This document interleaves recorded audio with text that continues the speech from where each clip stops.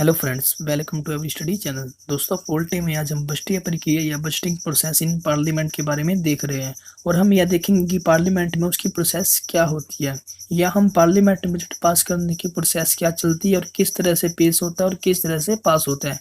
इस चीज़ के बारे में हम ज़्यादा देखेंगे, लेकिन थोड़ा सा बेसिक कर लेते हैं। चलो शुरुआत करते हैं। फर्स्ट क्वेश्चन, आम बजट को प्रस्तुत करते समय वित्त मंत्री सदन में जो भाषण देते हैं उसे क्या कहते हैं? राइट आंसर है ऑप्शन नंबर सी, बजट भाषण। क्योंकि वित्त मंत्री सदन में जो भाषण देते हैं वो किसके लिए देते जाते हैं? बजट को प्रस्तुत करने के लिए भाषण देते हैं, इसलिए उसे बजट भाषण कहा जाता है। राइट आंसर है option number C. Next question, संसद में बजट के 6 सत्रों में सबसे पहला सत्र कौन सा है?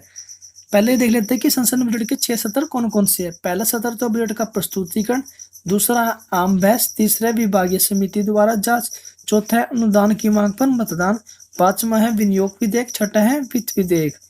और जो हमने ये सीरीज लगा रखी है ये सारी की सारी एक सीक्वेंस के रूप में है, एक रूप में ही है। और 5वें नंबर पे आएगा विनियोग और छठे पे आएगा वित्त विधेयक।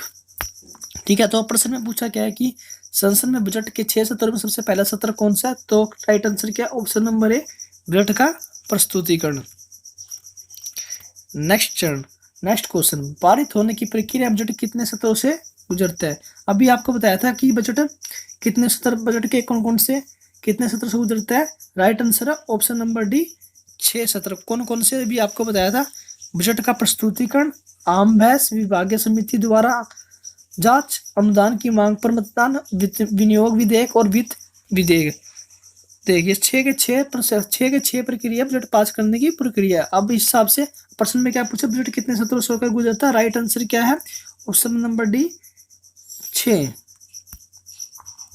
नेक्स्ट क्वेश्चन, भारतीय व्यय की सूची में निम्नलिखित में से क्या शामिल है? राइट आंसर क्या? ऑप्शन नंबर डी, उपरोक्त सभी।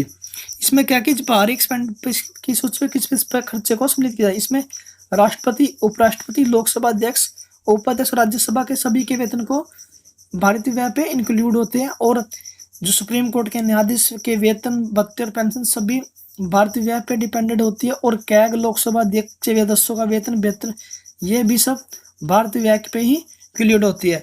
इसलिए राइट आंसर क्या है? Option number D. Next question, budget में कौन से 2 प्रकार के व्यय शामिल होते हैं? राइट आंसर क्या? ऑप्शन नंबर सी, उपरोक्त दोनों। और ये कौन कौन से है? संचित निधि पर वारित व्यय, संचित निधि पर बाहरी व्यय आपको बताए थे कि इसमें लोकसभा अध्यक्ष का वेतन पर पेंशन और सुप्रीम कोर्ट के जजों का पेंशन, भत्ते सभी इंक्लूड उस पर डिपेंडेंट होते हैं, भारतीय व्यय पे ही होते हैं। और इसके साथ साथ जो राष्ट्रपति या उपराष्ट्रपति सबके भत्ते भी संचित निधि पर भारतीय व्यय पे डिपेंड होते हैं। और इसमें संचित निधि से व्यय। और राइट आंसर क्या है? आप प्रश्न में पूछा कि बजट में कौन से 2 प्रकार के व्यय शामिल होते हैं? राइट आंसर क्या है? ऑप्शन नंबर सी, उपरोक्त दोनों। नेक्स्ट क्वेश्चन, बजट निर्माण की प्रमुख एजेंसियां कौन सी है? राइट आंसर कौन सा है? ऑप्शन नंबर डी, उपरोक्त सभी। क्योंकि बजट निर्माण के प्रक्रिया में नियंत्रण, महालेखा परीक्षण, प्रशासनिक मंत्रालय और वित्त मंत्रालय तीनों ही प्रमुख एजेंसियां, इसलिए राइट आंसर क्या आएगा? ऑप्शन नंबर डी, उपरोक्त सभी। अगर आपसे पूछा जाए कि बजट तैयार कहाँ होता है तो यह सीक्रेट रूप से तैयार हो जाता है। और यह दिसंबर में बजट बनाने की प्रोसेस स्टार्ट हो जाती है। और यह इंडिया में बजट दिल्ली में नॉर्थ ब्लॉक में बनाया जाता है। और नॉर्थ ब्लॉक के किसी भी सदस्य को जब बजट बनाया जाता है तो वहां से बाहर निकलने की अनुमति नहीं है। वो बाहर जब ही आएंगे जब डायरेक्ट सभी बाहर निकलते हैं, जब उन्हें बजट पेश करना होता है। बजट जब तैयार हो जाता है तो वहाँ उन्हें हलवा सेरेमनी भी होती है। क्योंकि हलवा सेरेमनी में होती है तो उसमें क्योंकि कहा गया है कि कुछ अच्छा स्टार्ट करने से पहले कुछ मीठा हो जाए। और वह हलवा सभी सदस्यों के एक मीट के रूप में, सदस्य के रूप में बांटा जाता है। नेक्स्ट क्वेश्चन, बजट को संसद की सदन में पेश किया जा सकता है। क्योंकि अब बात कर लेते हैं, देखो यहाँ बजट हो रही है, बजट को संसद की सदन में पेश किया जाता है। इसमें कहा गया कि बजट किसका होता है? पहली बात तो सरकार का होता है। सरकार कहाँ से होती है? सरकार लोकसभा से होती है। इसलिए बजट को कहाँ किस सदन में पेश किया जाए? लोकसभा में। तो राइट आंसर क्या है? Option number A, Lok Sabha.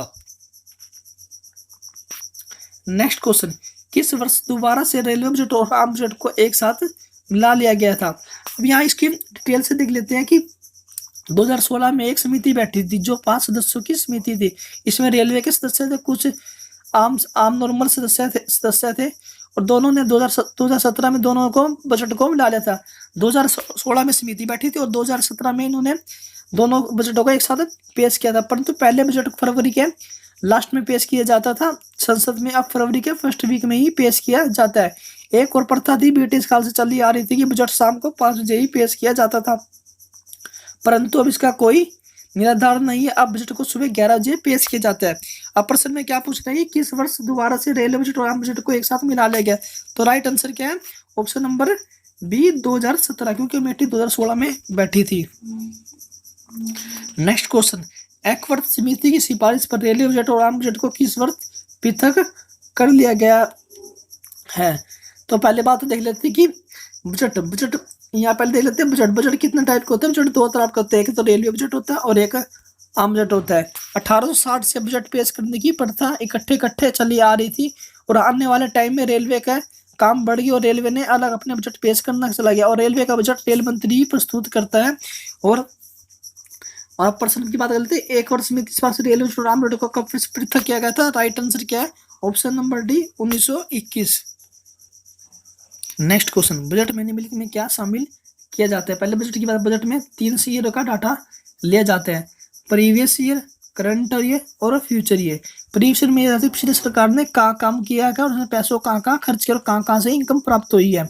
और अब करते हैं करंट बात, करंट में कि इस वर्ष सरकार ने क्या काम किया, सरकार को आय कहाँ से रिसीव होगी और खर्चे कहाँ होंगे। और आपके फ्यूचर में क्या कि अगले वर्ष के अनुमान लगाया जाता है कि अगले वर्ष पैसे कहाँ से इनकम हमारी प्राप्त होएगी और क्या हमारे आने वाली आर्थिक नीतियाँ रहने वाली है और क्या कर व्यवस्था रहने वाली है कि टैक्स बढ़ाना या घटाना है, पूरी तरह खत्म करना है। खर्च की योजना की नई कोई परियोजना शुरू करना है तो उसके लिए क्या कदम उठाना है, उसके लिए खर्चा क्या आएगा भविष्य में, इन सब का अनुमान लगाया जाता है। नेक्स्ट क्वेश्चन, इनमें से किसने स्वतंत्र भारत का पहला बजट अंतरिम पेश किया? राइट आंसर है ऑप्शन नंबर बी आर के षणमुगम चेट्टी। और गणतंत्र भारत का पहला अंतरिम बजट किसने पेश किया था? जॉन मथाई ने, क्योंकि गणतंत्र 1950 के बाद होता, उस टाइम हमारे वित्त मंत्री जॉन मथाई थे।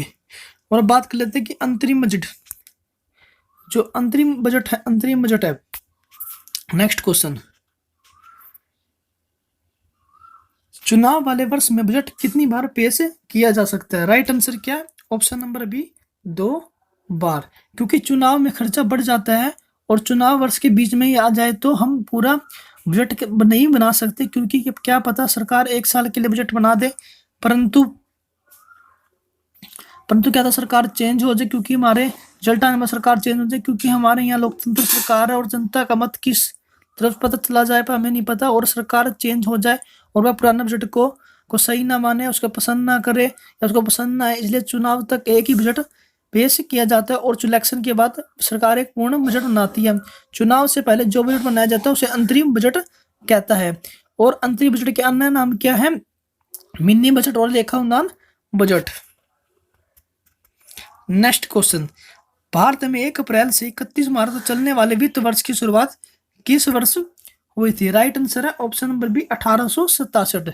आज भी वित्त वर्ष 1 अप्रैल से 31 मार्च तक ही है, परंतु अब से कुछ समय शायद चेंज होने की संभावना है। जैसे कि वर्ल्ड में वित्त वर्ष है वैसे ही वैसा वित्त वर्ष आज वर्ल्ड में वित्त वर्ष 1 जनवरी से लेकर 31 दिसंबर तक है, परंतु अभी तक भारत में वित्त वर्ष 1 अप्रैल से लेकर 31 मार्च है और इसकी शुरुआत कब हुई थी? 1867 से। नेक्स्ट क्वेश्चन, भारत में पहला budget east India company James Wilson ने किस वर्ष पेश किया था? तो राइट आंसर क्या है? Option number A 1860। और ये बजट पर पेश करने के लिए 1860 से ही शुरुआत शुरू हो रही है। नेक्स्ट क्वेश्चन, भारतीय बजट का जनक किसे कहा जाता है? राइट आंसर है option number C James Wilson. और कब से पेश किया? 1860 से। नेक्स्ट क्वेश्चन, बजट का शाब्दिक अर्थ क्या है? Right answer option number D चमड़े का थैला। चमड़े का थैला, पहले वित्त मंत्री चमड़े के थैले में बजट को लेके आते थे, परंतु अभी थोड़ा चेंज हो रहा है कि अब बजट के थैले को हटा दिया गया और अब जैसे भारतीय संस्कृति में होता था वैसे ही लाल कपड़े को लेकर दस्तावेज में लेके आ रहे हैं। नेक्स्ट क्वेश्चन, बजट शब्द किस भाषा का शब्द है? राइट आंसर है ऑप्शन नंबर डी, लैटिन भाषा का। नेक्स्ट क्वेश्चन, भारतीय संविधान में बजट का संबंध अनुच्छेद कौन सा है? राइट आंसर है ऑप्शन नंबर बी, अनुच्छेद 112। और जबकि अनुच्छेद 110 किससे संबंधित है? अनुच्छेद 110 संबंधित है धन विधेयक से संबंधित है। और जबकि और ये मोस्ट इंपोर्टेंट क्वेश्चन है जो प्रश्न पूछा कि भैया भारतीय बजट से संबंधित अनुच्छेद कौन सा? राइट आंसर क्या? ऑप्शन नंबर बी, अनुच्छेद 112। नेक्स्ट क्वेश्चन, संविधान में बजट को क्या कहा गया है? राइट आंसर है ऑप्शन नंबर सी, वार्षिक वित्तीय विवरण। और इसको इंग्लिश में क्या कहते हैं? Annual financial statement. ठीक उसी तरह संविधान को बजट में उल्लेख किया गया, जैसे हमारा घर का नाम अलग होता है और स्कूल में अलग नाम होता है, ऐसे ही बजट को संविधान में क्या किया गया? वार्षिक वित्तीय विवरण। अनुच्छेद कौन सा? 112। नेक्स्ट क्वेश्चन, अनुदान मांगों पर कटौती कितने प्रकार के प्रस्ताव पेश किए जाते हैं? राइट आंसर है ऑप्शन नंबर डी, तीनों प्रकार से। इसमें नीति कटौती प्रस्ताव, आर्थिक कटौती प्रस्ताव, सांकेतिक कटौती प्रस्ताव। इन कटौती को समझने के लिए पहले हम टॉपिक को समझ लेते हैं। ये जब वित्त मंत्री, सबसे पहले बजट वित्त मंत्री द्वारा बजट का भाषण किया जाता है। इसमें क्या है कि बजट का जो भाषण दिया जाता है उसमें बजट पर पास करने की, पहली बात तो बजट पास करने की 6 चरण होते हैं, जिसमें पहला चरण है बजट का प्रस्तुतिकरण। इसमें कहा गया कि बजट पेश करते समय सबसे पहले तो वित्त मंत्री बजट भाषण देते हैं, जो कि वास्तव में संसद के महत्वपूर्ण भाषणों में से एक भाषण माना। जैसे कि वित्त मंत्री जब साल के अंत होता है तो वहां पे एक लास्ट भाषण देते हैं, जिसे धन्यवाद भाषण कहते हैं। उन्हीं में से एक ये भी संसद में एक महत्वपूर्ण भाषण है। यह भाषण 2 प्रकार का होता है, जिसका भाग ए में देश का सामान्य आर्थिक सर्वेक्षण होता है। ये इकोनॉमिक सर्वे आपने पहले ही सुना होगा। और भाग ख में आगामी वित्त के लिए कराधान प्रस्ताव सम्मिलित होता है। और जो लोकसभा में जब वित्त मंत्री का भाषण समाप्त होता है तो वह एक प्रति राज्यसभा के पटल पर रख दी जाती है, परंतु राज्यसभा को इसको संशोधन करना, उसमें चेंज करने का कोई अधिकार नहीं है, परंतु वह उसमें हमने सुझाव दे सकती है। उसके बाद मंत्री वित्त विधेयक पेश करता है, जिसे सरकार के कराधान प्रस्ताव सम्मिलित होते हैं, जिसमें यह कहा गया कि कर को बढ़ाया जाएगा भविष्य में या घटाया जाएगा, या कर को बिल्कुल समाप्त कर दिया जाएगा। जब वित्त मंत्री का भाषण कंप्लीट हो जाता है उसके बाद सदन को तुरंत ही स्थगित कर दिया जाता है। और यह भी कि जिस दिन बजट पेश होता है ना, उस दिन उस पर चर्चा नहीं होती, कुछ समय के लिए उसके लिए टाइम दिया जाता है, ताकि संसद के सदस्य सारी अच्छी तरह उसको बजट को अच्छी तरीके से समझ ले, फिर उसके बाद उस पर बहस कर सके, ताकि अच्छी तरह सबको नॉलेज हो जाए। जब तक हमें किसी बात की नॉलेज नहीं होगी हम उस पर बहस कैसे कर सकते हैं। अब देख लेते हैं बजट पास करने की प्रक्रिया। संसद के दोनों सदन में गंभीर और पूर्ण चर्चा होती है। कुछ समय बाद कि यह एक चर्चा होती है, गंभीर पूर्ण चर्चा होती है। और यह बजट चर्चा कुछ दिन, इसमें क्या है कि यह चर्चा कुछ दिन बाद प्रारंभ होती है, ना कि उस दिन पूरी जाती है। और यह चर्चा सदस्यों की बजट की चर्चा कब होती है? जब पाठ को सारे सदस्य पूरी तरह से अध्ययन कर ले और वह उसको अच्छी तरह समझ ले, अच्छी तरह एनालाइज, डीपली नॉलेज ले ले, और इससे क्या होता है कि उसको कुछ समय, सदस्यों को समय मिल जाता है। बजट प्रोसेस के उसके बाद क्या देखें कि बजट पर चर्चा 2 प्रकार की होती है। पहले होती है सामान्य चर्चा, फिर होती है विस्तार चर्चा, फिर मतदान अनुदान। जो अनुदान है यहाँ पे अनुदान का संबंधित है दानों के संबंधित। और इसके बाद इस पे क्या होता है, इस पे विनियोग विधेयक होते हैं, और उसके बाद वित्त विधेयकों पर विचार किया जाता है। उसके बाद ये बजट को पेश किया जाता है। जब बजट को पेश करने की फर्स्ट प्रोसेस पूरी जाती है कि बजट का प्रस्तुतिकरण, तो उसके बाद होती है दूसरा चरण कौन सा? बजट पास करने की आम बहस। इसमें क्या है कि बजट पर चर्चा सामान्य वाद विवाद से ही आरंभ होती है, और यह सदन के 2 या 4 दिन तक चलती है। और इसमें यह क्या गया कि इसमें सदस्य सरकारों की राजकोषीय आर्थिक नीतियों के सामान्य पहलों पर विचार करती है, और करती है कि भाई कहाँ से हमारी आर्थिक नीतियां क्या है, हमें कहाँ से इनकम रिसीव होगी, कहाँ से हमें हमारे खर्चे होंगे। इस सामान्य विवाद में प्रत्येक सदस्य को अपने वाद विवाद विचार व्यक्त करने का मौका मिलता है, ताकि जो बजट में कोई भी समस्या रह गई है ताकि उनको समय पर सॉल्व किया जा सके, उसमें संशोधन किया जा सकते हैं।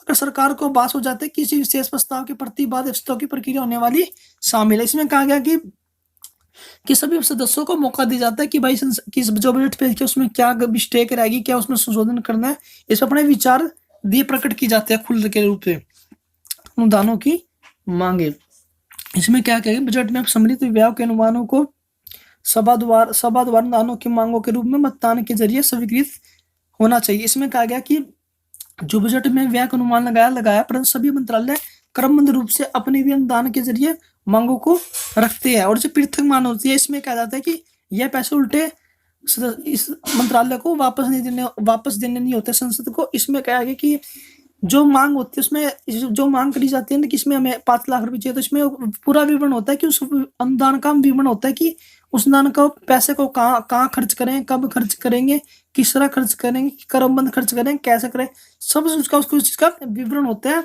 उसमें ही अनुदानों की मांग होती है। आगे देख लेते हैं बजट पास करने की चौथी प्रक्रिया क्या है। इसमें क्या कि संसद की स्थायी समिति द्वारा मांगों पर विचार। इसमें कहा गया है रेलवे और सामान्य बजट पर दोनों पर सामान्य चर्चा के पहले चरण के समाप्त होने के साथ एक निश्चित अवधि के लिए स्थगित किए जाते हैं कि जब बजट पास कर दिया जाता है तो उसके बाद चर्चा के पहले चरण का समाप्त हो जाता है, उसके बाद कुछ समय के लिए स्थगित कर जाती है। जो भी अनुदानों की मांग आई थी उन पर स्थायी समितियों द्वारा विचार किया जाता है और स्थायी समिति उस जो अनुदानों की मांग आई थी उस पर डीपली अध्ययन करती है कि वो पैसा उनको जरूरत है या नहीं है, या फालतू का वेस्ट यूज कर रहे हैं। और इन समितियों को रिपोर्ट अपनी एक निश्चित अवधि के लिए देनी होती है, क्योंकि 1 अप्रैल से वित्त वर्ष हमारा चालू हो जाता है ना, तो हम खर्चे कहाँ से करेंगे। अगर कुछ समय के लिए यह समिति अपना ज्यादा डीपली अध्ययन करने के लिए थोड़ा समय को भी बढ़ा सकती है। अब बात करते हैं कटौती प्रस्ताव। विभिन्न अनुदानों की मांगों में कटौती के लिए प्रस्तावों के रूप में शामिल की जाती है। इसमें कहा गया कि किसी ने मांग कर ली हमसे 100 रुपए की, एग्जाम्पल 100 रुपए के लिए मांग कर ली, हम 100 रुपए 5 जगह खर्च कर रहे हैं, वो हम ये कहते हैं कि 20-20 रुपए खर्च कर रहे हैं, पर हम ये कह रहे हैं कि नहीं 20 रुपए तो खर्च ही नहीं होने, इस पर 10-10 रुपए खर्च करो, तो उससे क्या कहते हैं, कटौती प्रस्ताव कहते हैं। ये कटौती प्रस्ताव 3 प्रकार की होती है, नीति कटौती प्रस्ताव, नीति कटौती प्रस्ताव, आर्थिक कटौती प्रस्ताव और सांकेतिक आर्थिक कटौती प्रस्ताव। जो नीति कटौती प्रस्ताव इसमें कहते हैं नीति की मांग क्या, नीति से जो नीति बनाई है हमने उसे नीति की मांग क्या, नीति से सहमत है यानी नीति अच्छी है नहीं, अगर नीति अच्छी नहीं करे तो उसकी जगह दूसरी नीति क्या अपना जी, इन सब में कटौती की जाती है। और अब बात कर लेते हैं दूसरी नंबर कटौती कौन सी थी, आर्थिक कटौती प्रस्ताव। इसमें क्या है, जो वैकल्पिक नीति जो नीति बनाई गई थी वह रुपए मांग कर रहे हो बहुत ज्यादा तो नहीं है, इसे कम किया जा सकता है या नहीं, या जो नीति बनाई है उस पर पैसे हम कम खर्च कर सकते हैं, कम खर्चे में वह नीति अप्लाई कर सकते हैं या नहीं। तीसरी नीति आ गई हमारी सांकेतिक आर्थिक प्रस्ताव कटौती। इसमें क्या है, भारतीय संस्थान के वे दायित्व से संबंधित होते हैं जो भारतीय सरकार को करने होते हैं, परंतु भारत सरकार को ध्यान रखना क्या है कि आपकी नीति क्या है, अगर आप फालतू की नीति ना बना ले जो, परंतु आपका जो मेन दायित्व सबसे पहले उसको पूरा करे। संकेतिक के रूप में तो 100 रुपए की राशि को कमी की जाए, अगर क्वेश्चन पेपर आ जाए कि 100 रुपए की नीति 100 रुपए के कम किए गए तो यह है कि 100 रुपए कटौती कम किया तो यह एक सांकेतिक कटौती के रूप में मानी जाएगी। अब बात करते हैं विनियोग विधेयक, जो बजट पास करने का 5वां चरण है। बजट प्रस्तावों पर सामान्य चर्चा, अनुदानों की मांग पर मतदान होने के बाद सरकार विनियोग विधेयक पुनः स्थापित करती है। और इसमें क्या है कि विनियोग विधेयक का आशय सरकार को भारत के संचित निधि से व्यय करने का अधिकार है। इसमें क्या है कि जो भारत का कंसोलिडेटेड फंड है जिसका जो अनुच्छेद 266 से संबंधित है, इसमें क्या है कि सरकार को अगर किसी पे पैसे इन्वेस्ट खर्चे करने हैं तो वो भारत के संचित निधि से में पैसे निकाल सकते हैं, परंतु इसके लिए लोकसभा से संसद से परमिशन लेनी पड़ेगी, उनकी परमिशन के बिना ये पैसे नहीं निकाले जा सकते। अब लास्ट चरण आ जाता है बजट पास करने की छठा वित्त विधेयक।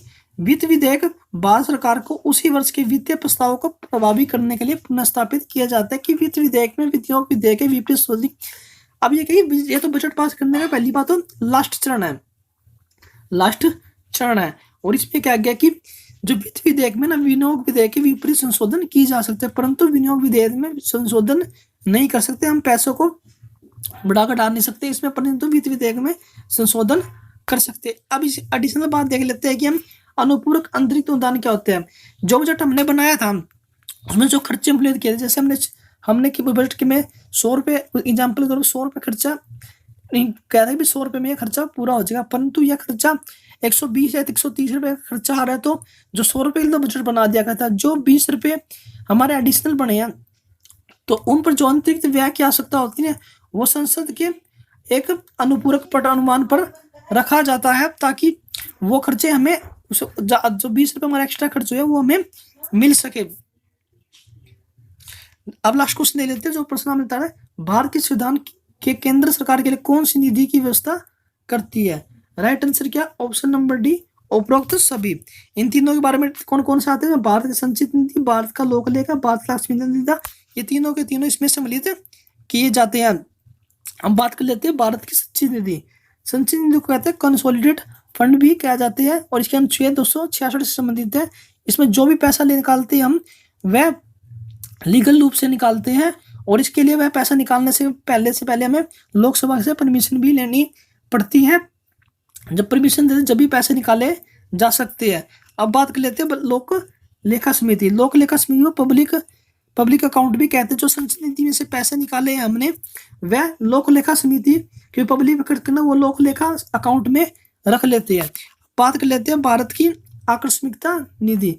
आकस्मिकता निधि के लिए हुआ है कि समय समय पर कानून बनाकर अगर हमने कोई भारत पे देश पे कोई भी विपत्ति आई, तो उस समय हम उस पैसे इस आकस्मिकता निधि से फंड से पैसे निकाल सकते हैं, परंतु कानून बनाकर समय समय पर इसमें राष्ट्रपति के परमिशन से हम पैसा निकाल सकते हैं। जैसे भूकंप आ गया, बाढ़ आई, जैसे कोरोना वायरस आ गया, इस टाइम के लिए हम आकस्मिकता निधि से पैसे निकाल सकते हैं। और भारत के संचित निधि कंसोलिडेटेड फंड के अनुच्छेद कौन सा है? 266, और आकस्मिकता के लिए कौन सा अनुच्छेद है? 267। और जबकि संचित निधि और लोक लेखा समिति दोनों का ही अनुच्छेद है 266, और आकस्मिकता निधि के लिए कौन सा है? 267। अब प्रश्न में क्या पूछेगी? भारत का संविधान केंद्र सरकार कौन से निधि के व्यवस्था करता है? तो राइट आंसर क्या? ऑप्शन नंबर डी, उपरोक्त सभी। के साथ साथ दोस्तों हमने मध्यकालीन भारत की एक सीरीज भी चला रखी है, जिसमें टॉपिक वाइज हम क्लियर करा रहे हैं। आप वो सीरीज देखना भी ना भूले, उसका लिंक हम डिस्क्रिप्शन में दे देंगे। यदि अभी तक आपने हमारे चैनल को सब्सक्राइब नहीं किया तो फटाफट से सब्सक्राइब कर ले, और साथ ही साथ बेल आइकन बजाना भी ना भूले, ताकि हमारी किसी वीडियो का नोटिफिकेशन सबसे पहले आपको मिल सके। Thanks for watching, like, subscribe and share every study channel.